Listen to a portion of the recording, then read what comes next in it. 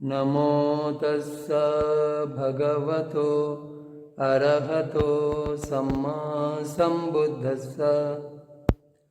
విశుద్ధి మార్గంలో మనం ఇంతవరకు గురువు అంటే కళ్యాణ మిత్రుని దగ్గరికి వెళ్ళటము, కసినాన్ని తయారు చేసుకునే విధానాన్ని తెలుసుకోవటము, ముఖ్యంగా పృథ్వీ కసినం, తర్వాత దాన్ని ధ్యానించే విధానము మొదలైన వాటి గురించి చెప్పుకున్నాం. ఆ తర్వాత విషయాల్ని ఈరోజు చెప్పుకుందాం. ప్రథమ ధ్యాన వర్ణనం. ఈ విధంగా నిమిత్తం వైపు మనస్సును తిప్పి దీని తర్వాత అర్పణ ఉత్పన్నమవుతుంది అనే ఎరుకతో భవంగాన్ని ఛేదించి పృథ్వీ పృథ్వీ అని ధ్యానించటం వలన అచట గల పృథ్వీ కసినాన్నే ఆలంబనగా చేసుకొని మనోద్వారావర్జన చిత్తము ఉత్పన్నమవుతుంది.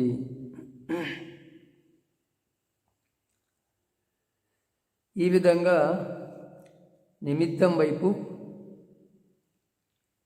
అంటే ఇక్కడ కసిన నిమిత్తం వైపు మనస్సును తిప్పి దాన్ని ధ్యానించటం వల్ల అర్పణం ఉత్పన్నమవుతుంది అనే ఎరుకతో భవంగాన్ని ఛేదించి, భవంగము అంటే భవస్స అంగం భవంగము అని, భవం యొక్క అంగాన్ని భవంగము అంటారు. ఉత్పత్తి భవాలు తెంపు లేకుండా కలగడానికి కారణమైన చిత్తాన్ని భవంగం అంటారు. అంటే ఇది సాధారణ చిత్తం అన్నమాట. ఈ మనము ఇంద్రియాల ద్వారా ఆయా విషయాల్ని అనుభవిస్తూ ఉంటాము. వాటి సంస్కారాలు మనసులో చేరిపోతూ ఉంటాయి, చిత్తంలో చేరిపోతూ ఉంటాయి. అవి మళ్ళీ భవాన్ని పెంచుతూ ఉంటాయి. ఈ రకమైనటువంటి చిత్తాన్నే భవంగవ చిత్తము అని అన్నారు. మరి దీన్ని ఛేదించి అంటే ఆపి, నరికి అనే అర్థం చెప్పుకోవచ్చు, కానీ దాన్ని ఆపి పృథ్వీ పృథ్వీ అని ధ్యానించటం వలన పృథ్వీ కసినం మీద మనసు నిలుపుతున్నాడు కాబట్టి ఇంతకుముందు చెప్పుకున్నాం పృథ్వీ పృథ్వీ అని ధ్యానించాలని. అచట గల పృథ్వీ కసినాన్నే ఆలంబనగా చేసుకొని మనసుకు అక్కడ ఉన్నటువంటి పృథ్వీ కసినమే ఆలంబనము, దాన్ని ఆలంబనగా చేసుకొని మనోద్వారావర్జన చిత్తము ఉత్పన్నమవుతుంది. అంటే ఆ కసినాన్ని చిత్తము ఆవరించటం వల్ల ఆ రూపము మనసులో నిలుస్తుంది. తర్వాత అదే ఆలంబనంలో 4 లేదా 5 ప్రేరేపణ చిత్తాలు ప్రేరేపిస్తాయి. ఈ 4, 5 అంటే ఇదంతా క్షణక్షణము చిత్తంలో వచ్చేటువంటి మార్పుల్ని వివరించటం. వేగంగా వస్తుంది కాబట్టి జవన చిత్తము అన్నారు దీన్ని. జవతి ఇది జవనం, వేగంగా నడవటము జవనము. అది ఒకసారి ఉత్పన్నమైన, అనేకసార్లు ఉత్పన్నమైన వేగంగా ఉత్పన్నమవుతుంది. ఆలంబనము యొక్క అనుభవాన్ని, రుచిని పొందటము జవన చిత్తం యొక్క పని. అంటే ఏ ఆలంబనం మీదనైతే నువ్వు మనసు నిలుపుతున్నావో లేదా నీ మనస్సు వెళ్ళిందో దాన్ని రుచి చూడటము, అనుభవాన్ని పొందటము దాని పని. మనోద్వారావర్జన చిత్తము ఉత్పన్నమైన తర్వాత అదే సమయంలో అదే ఆలంబనంలో 4 లేదా 5 సార్లు ఈ జవన చిత్తము ఉత్పన్నమవుతుంది.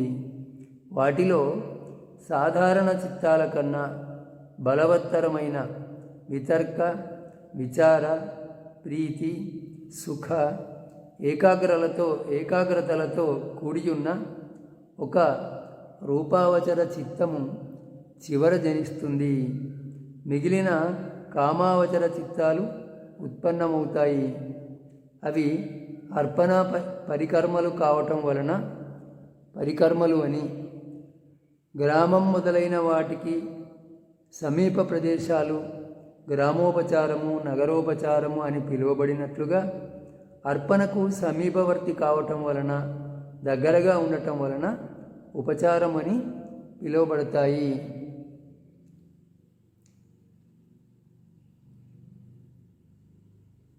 వాటిలో సాధారణ చిత్తాల కన్నా బలమైనటువంటి వితర్కము, విచారము, ప్రీతి, సుఖము, ఏకాగ్రతలతో కూడి ఉన్న ఒక రూపావచర చిత్తము చివర జనిస్తుంది. ఈ విధంగా అతను ధ్యానిస్తూ ఉన్నప్పుడు ఈ జవన చిత్తము ఉత్పన్నమైన తర్వాత సాధారణ చిత్తాల్లో కలిగే వాటికన్నా బలమైనటువంటి ఈ వితర్కము, విచారము, వితర్కము అంటే మనసును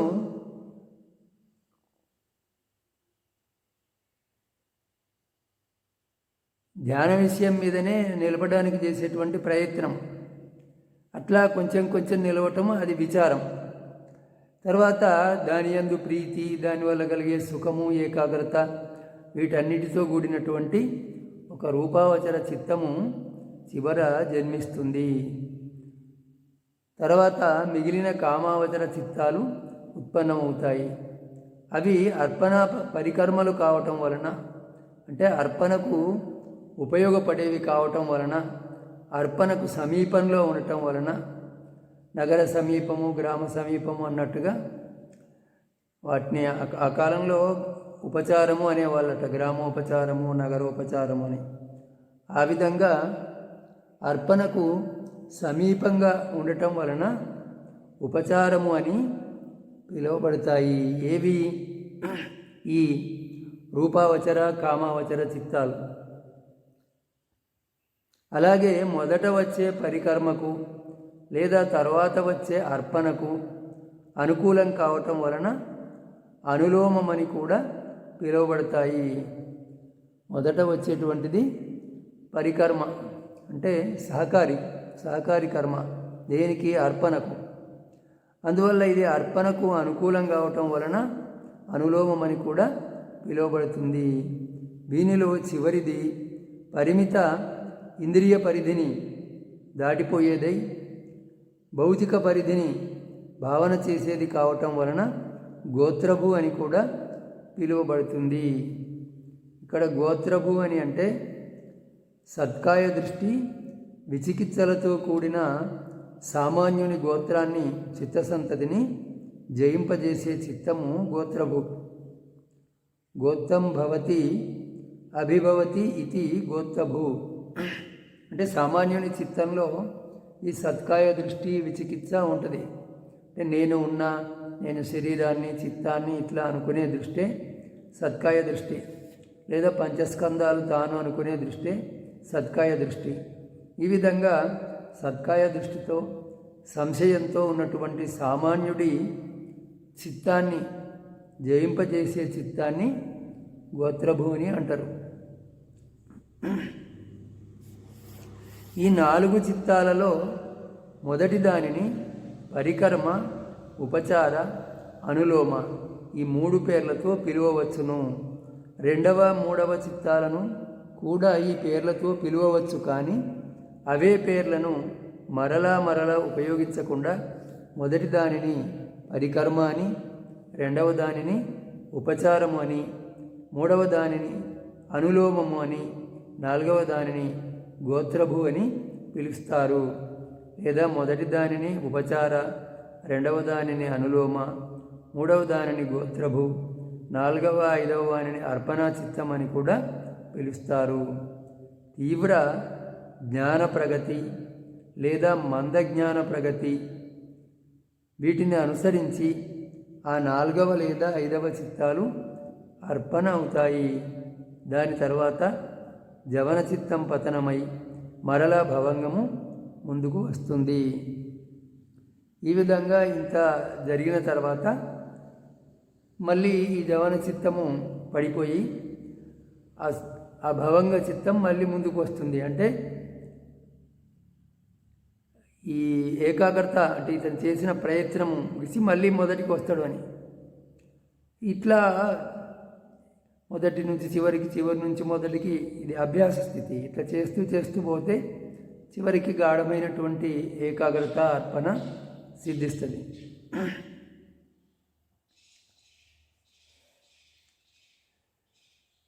కానీ అవిధార్మిక గోదత్త స్థవిరుడు ముందరి కుశల ధర్మాలు తర్వాతి కుశల ధర్మాలను సేవించటానికి కారణం కావటం వలన అవి ఆసేవన కారణాలు అనబడతాయి అనే సూత్రాన్ని ఉదాహరిస్తూ, సేవన ప్రత్యయం వలన తర్వాతి ధర్మాలు బలంగా ఉంటాయి కనుక అర్పణ 6వ లేదా 7వ దాని యందు కూడా ఉంటుంది అన్నాడు. ఇతని అభిప్రాయం టీకాలలో అది ఆ స్థవిరుని ఆలోచన మాత్రమే అని చెప్పి ఖండించబడింది. అంటే ఈయన ఈ 6వ 7వ ఈ చిత్తాలలో కూడా అర్పణ ఉంటుంది అని అన్నాడు. కానీ అది ఆయన అభిప్రాయమే. వీళ్ళు మాత్రము 5 వరకే చెప్పిండ్రు, 4వ 5వ వరకే చెప్పిండ్రు. 4, 5వ వాటి అందే అర్పణ కలుగుతుందని, దాని తర్వాత భవంగం సమీపంలో ఉండటం వలన జవనం పతనమవుతుంది అనే ఈ అభిప్రాయము కాదనడానికి వీలు లేని విధంగా చెప్పబడింది. అందువలన దీనిని ఖండించటం వీలు కాదు. ఎట్లనగా ఒకడు గట్టు కూలిపోయిన లోయ వైపు పరుగెత్తుతూ దాని అంచున నిలబడాలని కోరుకున్న గట్టుపై కాలు నిలవక లోయలోనికి తప్పక పడిపోతాడు. అదేవిధంగా 6వ 7వ చిత్తక్షణంలో భవంగం సమీపంలో ఉండటం వలన అర్పణ లభించదు. 4వ 5వ చిత్తక్షణాలలోనే అర్పణ కలుగుతుంది అని గ్రహించాలి. ఇక్కడ ఒక ఉదాహరణ ఇచ్చిండు. ఆ గట్టులేని లోయ వైపు పరిగెత్తుతూ దాని అంచుదాకా పోయిన తర్వాత అక్కడ నిలబడాలి అని అనుకున్నప్పటికీ ఆ గట్టు కూలిపోయింది కాబట్టి, లేదు కాబట్టి అతడు తప్పక లోయలోనే పడిపోతాడు. అదేవిధంగా ఈ 4వ 5వ చిత్తక్షణాల తర్వాత మళ్ళీ భవంగమే ఉన్నది కాబట్టి ఇక 6వ 7వ క్షణాల్లో అర్పణ లభించదు, మళ్ళీ భవంగంలోకే సాధకుడు పడిపోతాడు అని గ్రహించాలి. కానీ ఈ అర్పణ ఒక చిత్తక్షణపు అర్పణయే అవుతుంది. 7 స్థితులలో కాల విచ్ఛేదం ఉండదు. మొదటి అర్పణలో లౌకిక ప్రత్యక్ష జ్ఞానాలలో 4 మార్గాల తర్వాత ఫలాలలో రూప అరూప భవాలలో కలిగే భవంగ సమాధి స్థితిలో నిరోధ కారణమైన నైవసంజ్ఞా నాసంజ్ఞాయతనంలో నిరోధం నుండి లేస్తున్నప్పుడు ఫల సమాపత్తిలో ఈ 7 స్థితులలో కాల విభాగం ఉండదు. ఇచట మార్గము తర్వాత వచ్చే ఫలంలో 3 చిత్తాల కన్నా ఎక్కువ ఉండవు. నిరోధానికి కారణమైన నైవసంజ్ఞా నాసంజ్ఞాయతనము 2 చిత్తక్షణాల కంటే ఎక్కువ ఉండదు. రూప అరూప భావాలలో చిత్తాల సంఖ్యా పరిమాణం లేదు. మిగిలిన స్థితులలో ఒకే చిత్తం ఉంటుంది. అందువలన అర్పణ ఒకే చిత్తక్షణముదై ఉంటుంది. ఆ తర్వాత భవంగపాతము జరిగిపోతుంది. అప్పుడు భవంగాన్ని ఆపి సమాధిని సమీక్షించటానికి ఆవర్జన జరుగుతుంది. ఆ తర్వాత సమాధి సమీక్ష జరుగుతుంది. ఇవి అన్నీ చాలా సూక్ష్మమైనటువంటి విషయాలు. అంటే ఆ నిమిత్తాన్ని ధ్యానం చేస్తూ ఉన్నప్పుడు క్రమంగా చిత్తంలో ఎటువంటి మార్పులు కలుగుతాయో అవి అన్నీ దీంట్లో వివరించబడ్డాయి. వాటి విషయమే మనము ఇప్పటిదాకా చెప్పుకున్నాము. ఒకటి, మనము ధ్యానం చేస్తూ పోతుంటే ఇవన్నీ మనకు తెలియనప్పటికీ కూడా, అంటే ఇవన్నీ అంతకుముందు మనం చదవనప్పటికీ విననప్పటికీ కూడా మనం ధ్యానం చేస్తూ ఉంటే ఈ స్థితులన్నీ మన అనుభవంలోకి వస్తాయి. చిత్తము పరిశుద్ధమవుతూ పోతూ ఉన్నప్పుడు ప్రజ్ఞ మనలో పెరుగుతుంది. కాబట్టి సాధకుడు తనంతట తానే ఆయా స్థితులను గుర్తించటము జరుగుతుంది. ఇంతవరకు కామాలను అకుశల ధర్మాలను విడిచిన వాడై వితర్క విచార సహిత వివేకం నుండి జనించే ప్రీతి సుఖాలు గల ప్రథమ ధ్యానాన్ని పొంది విహరిస్తాడు. ఇంకా అతడు 5 అంగాలు లేనిది, 5 అంగాలతో కూడి ఉన్నది, 3 విధాల ఉత్తమమైనది, 10 లక్షణాలతో సంపన్నమైనది అయిన పృథ్వీకశినపు మొదటి ధ్యానాన్ని పొంది ఉంటాడు. వివిచ్చేవ కామేహి వివిచ్చ అకుశలేహి ధమ్మేహి సవితక్కం సవిచారం వివేకజం ప్రీతిసుఖం పటమం ధ్యానం ఉపసంపద్య విహరతి. ఏవమనేన పంచంగ విప్పహీనం పంచంగ సమన్నాగతం త్రివిధం కళ్యాణం దశలక్కన సంపన్నం పటమం ధ్యానం అధిగతం హోతి పథవీకశనం అనే ఈ పాళీ పాఠము వ్యాఖ్యానించబడింది. అంటే భగవానుడు అనేక సూత్రాల్లో ఈ విషయాలు చెప్తూ ఉంటాడు. ఇది మొదటి ధ్యానము, రెండవ ధ్యానం, మూడవ, నాలుగవ ధ్యానాల గురించి. అందులో మొదటి ధ్యానము గురించి చెప్పినప్పుడు ఈ కోరికలను అకుశల విషయాలను వదిలిపెట్టి వితర్క విచారంతో కూడిన ఏకాంతము నుండి, అంటే ఏకాంతం అంటే ఈ కామాలకు అకుశల ధర్మాలకు విడిగా ఉండటం, ఆ విధంగా ఇంకా వితర్క విచార సహితమైనటువంటి వివేకము నుండి జనించే ప్రీతి సుఖాలు గల ప్రథమ ధ్యానాన్ని పొంది విహరిస్తాడు. అంటే ఇక్కడ కామాలు అకుశల ధర్మాలను విడిచిన వాడై ఈ వితర్క విచార సహితమైనటువంటి ధ్యానాన్ని అభ్యసిస్తూ క్రమంగా అందులో ప్రీతి సుఖాన్ని పొందుతాడు. ఇదే మొదటి ధ్యానము. ఇంకా అతడు పంచాంగాలు 5 అంగాలు లేనిది, 5 అంగాలతో కూడి ఉన్నది, 3 విధాల ఉత్తమమైనది, 10 లక్షణాలతో సంపన్నమైనది అయిన పృథ్వీకశనపు మొదటి ధ్యానాన్ని పొంది ఉంటాడు. వీటి గురించి మనకు మళ్ళీ ముందు చెప్తాడు. అయితే పృథ్వీకశనాన్ని ఆలంబనగా చేసుకొని ఈ విధంగా మొదటి ధ్యానాన్ని పొందటము చెప్పబడింది. ఈరోజు ఇక్కడికి చాలు.